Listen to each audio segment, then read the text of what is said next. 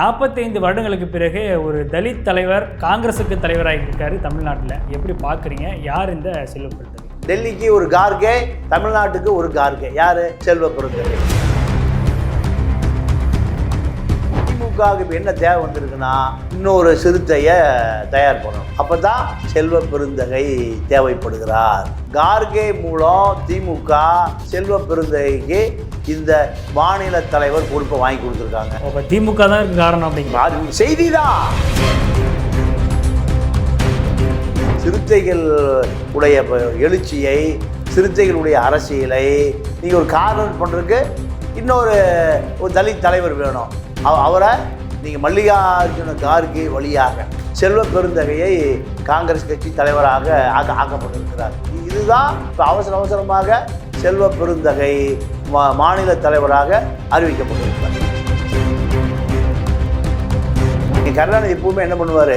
சில diplomacy politics பண்ணுவார். எல்லா கட்சிகளும் ஒரு உளவாளி வச்சிருப்பார். பாமகவில் ஒருத்தர் இருப்பார், சிபிஐயில் ஒருத்தர் இருப்பார், சிபிஎம்ல இருப்பார், சிறுத்தையில் இருப்பார். சிறுத்தையில் ரவிக்குமார்லாம் கருணாநிதி விசுவாசி. அதே போல் சிறுத்தையில் இருந்த செல்வ பெருந்தகையை திமுகவுடைய விசுவாசியை மாற்றி வச்சிருந்தார். கலைஞருடைய உளவாளியாக அவர் இருந்திருக்கிறாரு.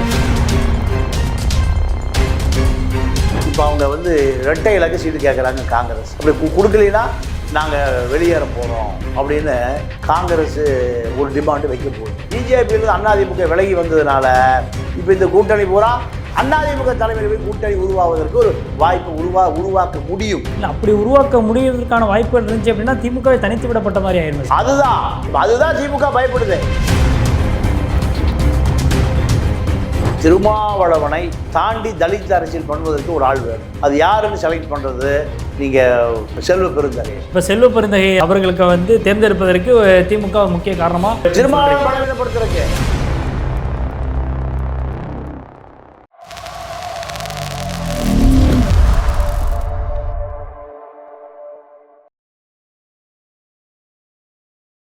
ஐத்தமிழர்களுக்கு வணக்கம். இன்றைய நேர்காணலில் நம்முடைய இணைந்திருப்பவர் மூத்த பத்திரிகையாளர் திரு பாண்டியன் அவர்கள். அவரிடம் நடப்பு அரசியல் குறித்து விவாதிக்கலாம்.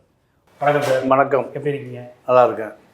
காங்கிரஸ் கட்சியினுடைய தமிழ்நாடு மாநில தலைவராக செல்வ பெருந்தகை தேர்ந்தெடுக்கப்பட்டிருக்கிறாரு. கடந்த ஓராண்டுகளுக்கு மேலாகவே காங்கிரஸினுடைய தலைவர் மாற்றப்படுவதாக தொடர்ந்து செய்திகள் வலம் வந்துகிட்டு இருந்துச்சு. அதனுடைய ஒரு பகுதியாக கார்த்தி சிதம்பரம் அது மாதிரி உள்ளிட்ட பல்வேறு தலைவர்களுடைய பெயர்களும் அடிபட்டுச்சு. அதில் அவங்க தான் தலைவராக வரப்போகிறாங்க அப்படின்ற மாதிரி. இதில் செல்வ பெருந்தகை தேர்ந்தெடுக்கப்பட்டிருக்கிறாரு. 45 வருடங்களுக்கு பிறகு ஒரு தலித் தலைவர் காங்கிரஸுக்கு தலைவராக இருக்காரு தமிழ்நாட்டில். எப்படி பார்க்குறீங்க? யார் இந்த செல்வ பெருந்தகை? இல்லை, செல்வ பெருந்தகை மிக சாதாரணமாக ரிசர்வ் வங்கியினுடைய ஒரு கடைநிலை ஊழியர். இதுதான் அவருடைய வாழ்க்கை துவக்கம் காலம். தலித் அரசியலுக்கு நிறைய ஆர்வம் காரணமாக நீங்கள் அந்த பூவை மூர்த்தி இயக்கங்களோட தொடர்பில் இருந்தார். பூவை ஜெகன்மூர்த்தி. ஜெகன்மூர்த்தி வேற, மூர்த்தி வேற. ஜெகனுடைய அண்ணன் தான் மூர்த்தி. அவர் இறந்துட்டார். அவர் தான் புரட்சி பாரதம் கட்சியினுடைய நிறுவனர். இப்போ இருக்கிற எம்எல்ஏவாக இருக்கிற ஜெகன்மூர்த்தி அவருடைய தம்பி. நான் சொல்கிறது நீங்கள் ஒரு 90 காலகட்டத்தில். அப்போ அவர் தான் வட சென்னையில் திமுக அதிமுக அல்லாத தலித் இளைஞர்களை ஒன்று திரட்டிய தலைவர். பூவையார்னு சொல்லுவாங்க, பூவை மூர்த்தி. அப்போது அவருடைய அமைப்பில் தன்னை இணைத்து கொண்டு தலித் அரசியலில் கொஞ்சம் ஆர்வமாக இருந்தார். இந்த காலகட்டத்தில் ஆடிட்டர் பாண்டியன் கொலை வழக்கில் அவர் கைது செய்யப்படுகிறார். செல்வ பெருந்தகை அந்த ஆடிட்டர் பாண்டியன் கொலை வழக்கில் இவர் குற்றவாளியாக்கப்பட்டு காவல்துறை அப்போ கமிஷனர் காளிமுத்துன்னு ஒருத்தர் இருந்தார். அவர் இவரை நெருக்கிற பொழுது 2வது மாடியிலிருந்து தப்பி ஓடி கால் முறிந்து இதெல்லாம் நடந்தது.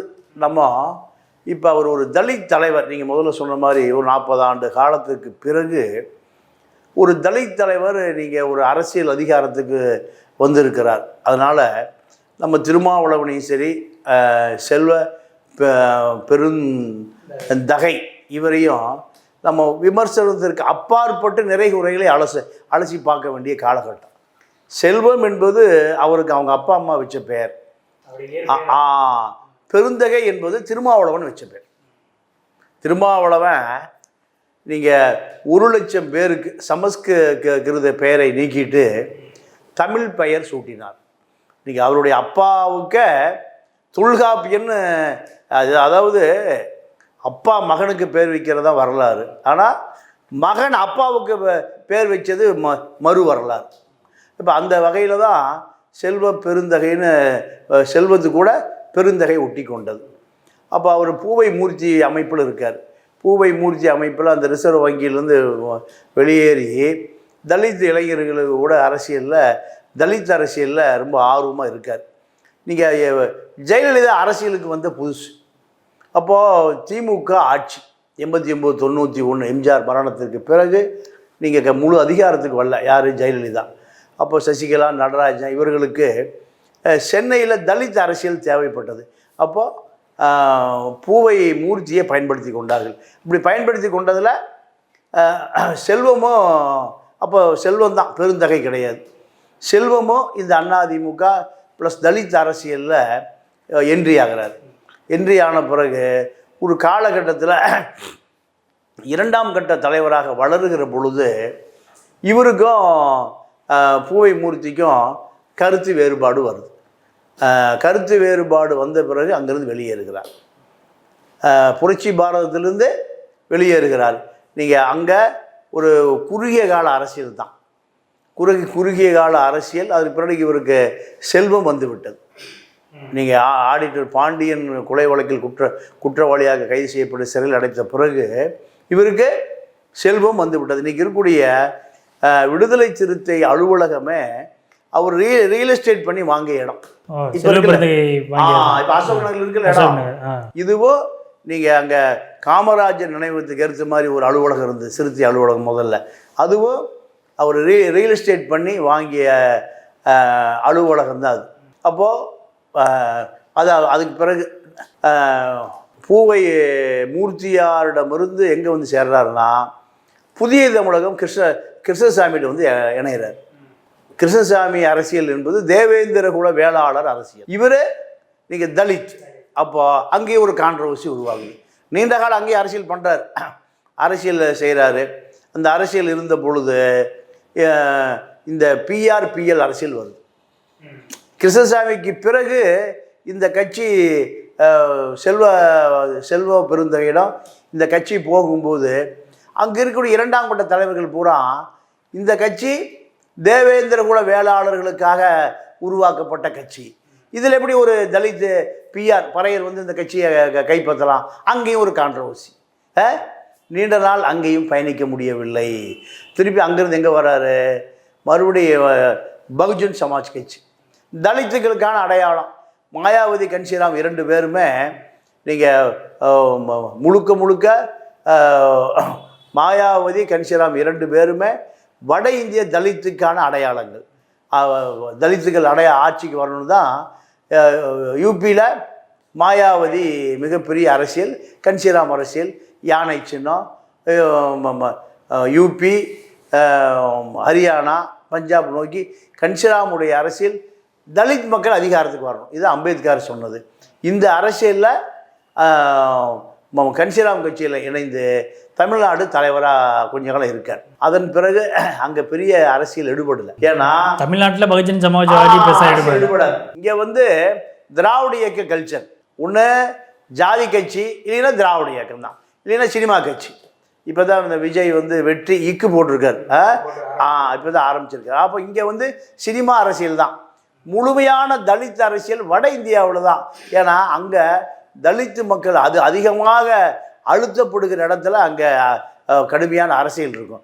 இங்கே திராவிட இயக்கங்கள் தலித்து மக்களோடு அதிகமாக அழுத்தம் இல்லை. அதனால் தலித் அரசியல் இங்கே திமுக, அதிமுக நிறைய தலித்துகள் இருக்காங்க. அதனால் பகுஜன் சமாஜ் கட்சியில் நீண்ட காலம் பணியாற்ற முடியல. அப்புறம் அங்கிருந்து எங்கே பண்ணுறாரு? விடுதலை சிறுத்தைகளாக மாறுறாரு. 2006 திட்டக்குடி சட்டமன்ற உறுப்பினராக மாறுறார். அது மங்களூர் தொகுதின்னு சொல்லுவாங்க, திட்டக்குடி. இதுதான் அவருடைய வாழ்க்கையில் ஒரு பெரிய திருப்பு முனை. நீங்கள் பெருஞ்சிறுத்த திருமாவளவன், சிறுஞ்சிறுத்த செல்வ பெருந்தகை, அதாவது அதாவது இளைஞர் விடுதலை சிறுத்தை இளைஞர் எழுச்சி பாசறையினுடைய பொதுச் செயலாளர் செல்வ பெருந்தகை. அப்போ நீங்கள் இதுவரைக்கும் அரசியல் செய்தவர்கள் அத்தனை பேருமே எங்கே அரசியல் பண்ணியிருக்காங்கன்னா சென்னை தான் தலித் அரசியலை. திருமாவளவன் வந்த பிறகு தான் எங்கே கன்னியாகுமரி, மதுரை, திருச்சி, தஞ்சாவூர், கோயம்புத்தூர் இப்படி தலித் அரசியலை தமிழகம் முழுக்க கொண்டு போனவர் திருமாவளவன் தான். நீங்கள் ஜான் பாண்டி இருந்திருக்காரு, கிருஷ்ணசாமி இருந்திருக்காங்க, எல்லாமே ஒவ்வொரு பகுதியில் தான் அரசியல். திருமாவளவன் சென்னையிலும் தலித் அரசியல் இருக்கும், கன்னியாகுமரியில் இருக்கும், தமிழ்நாடு அந்த முதல் ஆதி வரை. அப்போ இதில் செல்வ பெருந்தகையினுடைய வளர்ச்சியும் நீங்கள் தமிழ்நாடு முழுக்க அறியப்படுகிறது. சட்டமன்ற உறுப்பினர் ஆயிடுறார். சட்டமன்ற உறுப்பினர் அங்கேயும் அதே பிரச்சனை. இரண்டாம் கட்ட தலைவர்கள் என்ன நினைக்கிறாங்க, திருமாவளவனுக்கு பின்னாடி இவர் வளர்றாரு. நீங்கள் சிந்தனை செல்வன், தடா பெரியசாமி, நீங்கள் கடலூர் திருவள்ளுவன், இரண்டாம் கட்ட தலைவர்கள் பூராமல் ஒரு நெருக்கடி செல்வ பெருந்தகைக்கு. அப்போ திருமாவளவனுக்கு அடுத்தபடியாக கட்சியில் அறிமுகமாக கூடிய ஆள் யாருன்னு கேட்டிங்கன்னா செல்வம் தான். அப்போ உங்களுக்கு ரவிக்குமார் கிடையாது பெருசாக, ஆளூர் ஷானவாஸ் இல்லை, வன்னியரசு இருக்க பழைய வன்னியரசு பழைய ஆள், நீண்ட காலம் இருந்தாலும் இந்த பரபரப்பு அரசியலும் இருக்க மாட்டார். நீங்கள் இவர் அளவுக்கு அவர் முகம் வெளியில் தெரியல. அதுதான் நீங்கள் செல்வத்தை பொறுத்த வரைக்கும் செல்வம் எங்கே இருந்தாலும் ஒரு பரபரப்பு அரசியல் பண்ணுவார். என்ன காரணம் கேட்டிங்கன்னா செல்வத்திடம் ரியல் எஸ்டேட்டில் செல்வம் சேர்ந்து விட்டார். பணம் இல்லைன்னா அரசியல் பண்ண முடியாதுல்ல. அப்போது பணம் இருக்கிறதுனால நீங்கள் அரசியல் பரபரப்பான அரசியல். இது இரண்டாம் கட்டம் தலைவர்களுக்கு, மூன்றாம் கட்ட தலைவர்களுக்கெல்லாம் நீங்கள் யாரோட நெருக்கமாகறாரு, இப்போ செல்வ பெருந்தகையோடு எல்லாம் நெருக்கமாகறாங்க. இது அத்தனை பேருக்கும் ஒரு பெரிய நெருடல் வருது. நெருடல் வந்த பிறகு தலைவருக்கும் பெருஞ்சிறுத்தைக்கும் சிறுஞ்சிறுத்தைக்கும் மனஸ்தாபம். இது அப்படியே சைலண்ட் மோடுக்கு போய் அப்போ 2006-11 திமுக அமைச்சரவையில் திமுகவோடு நீங்கள் நெருக்கமாயிடுறாரு. கலைஞரோட இப்போ இருக்கிற முதலமைச்சர் ஸ்டாலினோட நெருக்கமாகி சிறுத்தைகள்லேருந்து அப்படியே சைலண்டாக போய் அப்படியே நீங்கள் சைலண்ட் மோடுக்கு போயிடுறாரு. எம்எல்ஏவாக தொடர்றாரு. ஏன்னா அதாவது ரிசல்ட் லெட்டர் கொடுக்குறாரு. கருணாநிதி அதை ஏற்றுக்கொள்ளவில்லை. ஏன் ஏற்றுக்கலைன்னா அன்றைக்கி மைனாரிட்டி கவர்மெண்ட் மெஜாரிட்டி நிரூபிப்பதற்கு வாக்கு வேணும்னா செல்வ பெருந்தகையுடைய வாக்கை பயன்படுத்திக்கலாம். நீங்கள் கருணாநிதி எப்பவுமே என்ன பண்ணுவார், சில டிப்ளமசி பாலிடிக்ஸ் பண்ணுவார். எல்லா கட்சிகளையும் ஒரு உளவாளி வச்சுருப்பார். அது திமுகவுடைய இயற்கை குணம். அது பாமகவில் ஒருத்தர் இருப்பார், சிபிஐயில் ஒருத்தர் இருப்பார், சிபிஎம்மில் இருப்பார், சிறுத்தையில் இருப்பார். சிறுத்தையில் ரவிக்குமார்லாம் கருணாநிதி விசுவாசி. அப்போது அதே போல் சிறுத்தையில் இருந்த செல்வ பெருந்தகையை திமுகவினுடைய விசுவாசியை மாற்றி வச்சுருந்தார். அப்போ கலைஞருடைய உளவாளியாக அவரும் இருந்திருக்கிறாரு. எல்லா கட்சியிலும் ஒரு உளவாளி இருப்பாங்க, பிஜேபி உட்பட. நீங்கள் கருணாநிதியுடைய அரசியலுக்கு முன்னாடி யாருமே இல்லை. காரணம் கேட்டிங்கன்னா அவர் அனைத்து கட்சியும் தன்னுடைய கண்ட்ரோல் இருக்குன்னு நினைப்பார். இப்போ இதுக்கு நடுவில் சிறுத்தையிலேருந்து ரொம்ப சைலண்ட் மோடுக்கு போயிடுறாரு. போன பிறகு சிதம்பரத்தோட தொடர்பில் காங்கிரஸில் அறிமுகமாகிறார். 2011 திமுக ஆட்சி முடிந்த பிறகு அது காங்கிரஸ் ஆட்சி எப்படின்னு கேட்டிங்கன்னா உங்கள் 2014 வரை காங்கிரஸ் ஆட்சி இருக்குது. மன்மோகன் சிங் பிரதமராக இருக்கார். அப்போது சிதம்பரத்தின் மூலம் சிதம்பரத்துக்கு சென்னையில் அதிரடி அரசியல் பண்ணவர் புரசை ரங்கநாதன். அவர் சைலண்ட் ஆகிட்டார்னா மீண்டும் ஒரு தலித் அரசியல் ஒரு படை தளபதி வேணும். அதுக்காக சிதம்பரம் யாரை செலக்ட் பண்ணுறாரு, செல்வத்தை செலக்ட் பண்ணுறாரு. இப்போ 2011 திமுக ஆட்சி முடிஞ்சுது, அதிமுக ஆட்சி ஆரம்பிச்சிருது. அப்போது காங்கிரஸ் அரசியலுக்காக செல்வ பெருந்தகை காங்கிரஸ் அரசியல் தன்னை இணைத்து கொள்கிறார். சிதம்பரத்தினுடைய மகன் கார்த்திக் சிதம்பரம் அரசியலில். இதுக்கு நடுவில் இப்போ கருணாநிதி என்ன பண்ணுறாரு, திருமாவளவனை தாண்டி தலித் அரசியல் பண்ணுவதற்கு ஒரு ஆள் வேணும். அது யாருன்னு செலக்ட் பண்ணுறது, நீங்கள் செல்வ பெருந்தகையை. தமிழ்நாட்டை பொறுத்த வரைக்கும் இன்றைக்கி அதிமுக திமுகவுக்கு இணையாக ஒரு தலித் கட்சி இருக்குன்னா அது இன்றைக்கி விடுதலை சிறுத்தை தான். கம்யூனிஸ்ட்டு,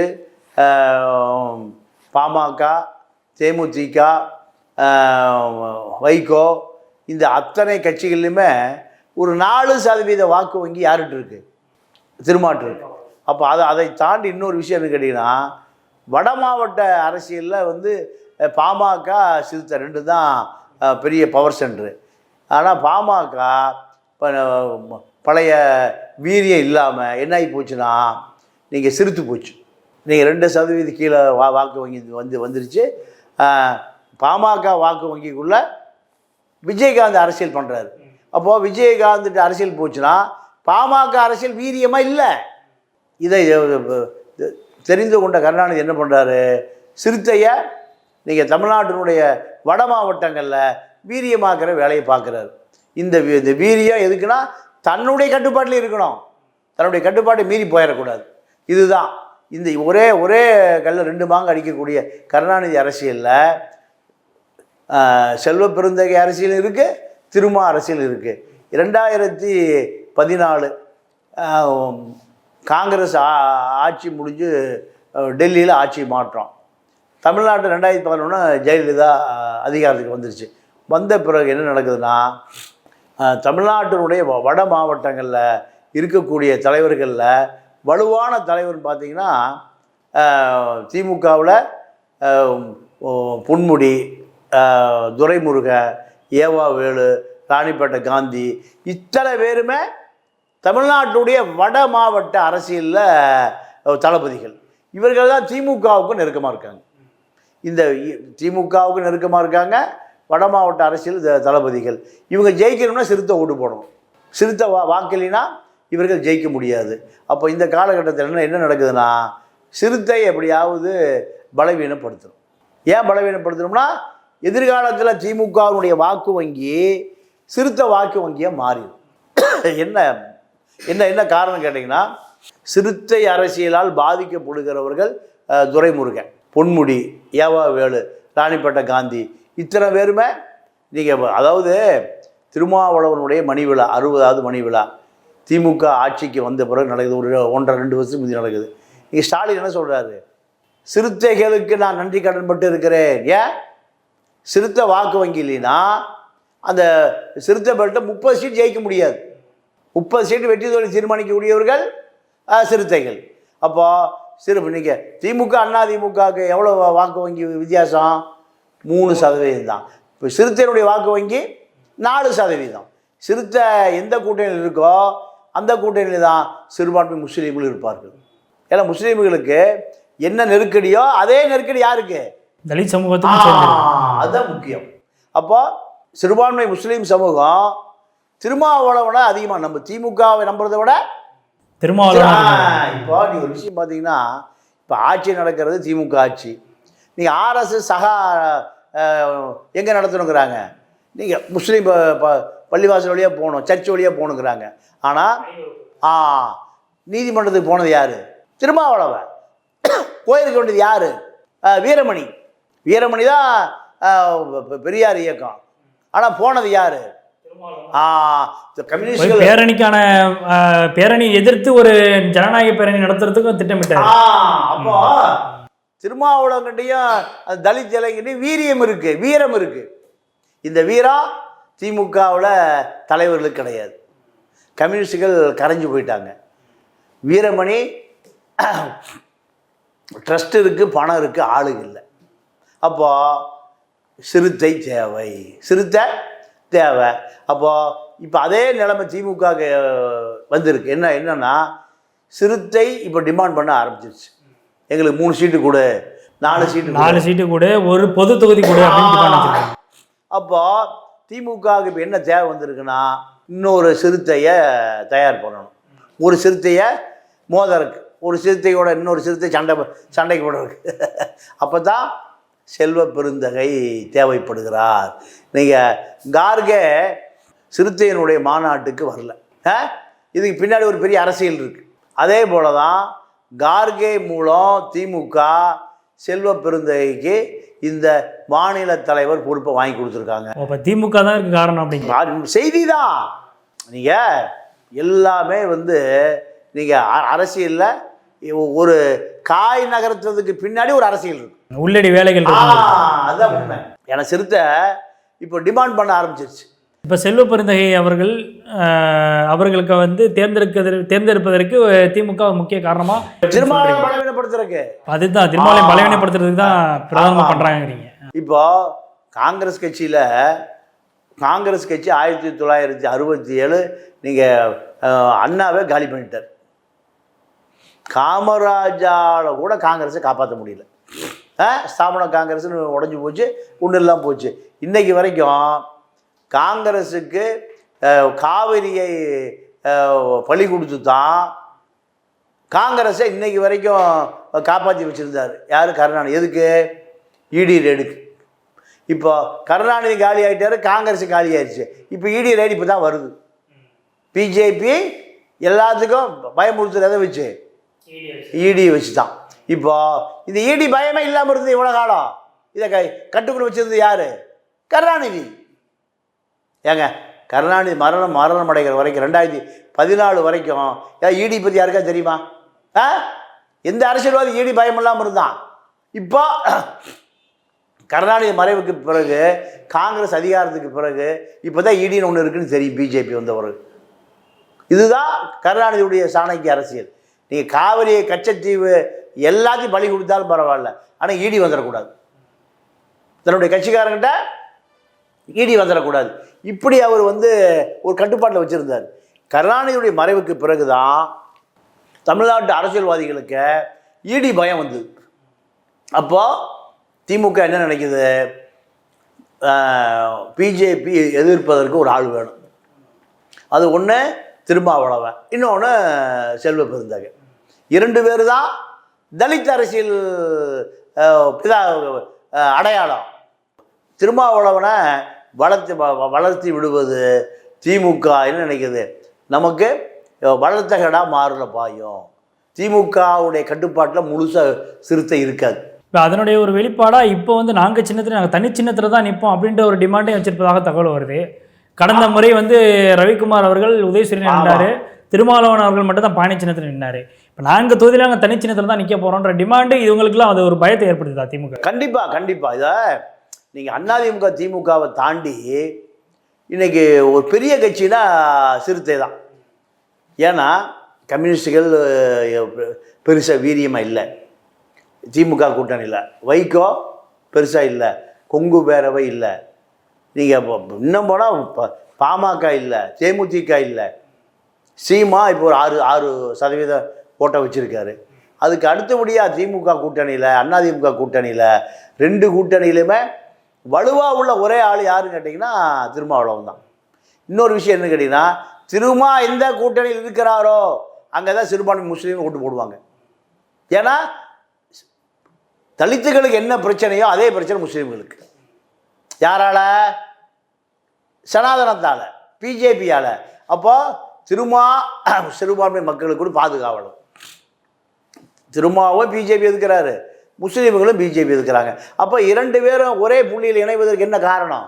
இது திமுகவுக்கு ஒரு நெருக்கடியாக இருக்குது. இல்லை, இப்போ இதில் இன்னொரு விஷயம் என்னென்னா சார், இப்போ விசிகா வந்து இன்றைக்கி தலித் சமூகம் மத்தியில் ரொம்ப பரவலாக, நீங்கள் சொல்கிற மாதிரி சென்னையிலேருந்து கன்னியாகுமரி வரைக்கும் வந்து பரவலாகவே விசிகா கொடி எங்கே போனாலும் பறக்குது.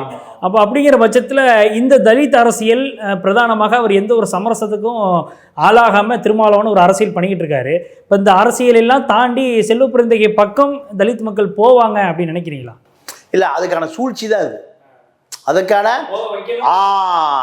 திமுகவினுடைய நீங்கள் சிறுத்தை மாநாட்டுக்கு கார்கே வரல, இதுக்கு பின்னாடி ஒரு அரசியல் இருக்குன்னு சொல்கிறாங்க. இதுக்கு பின்னாடி நீங்கள்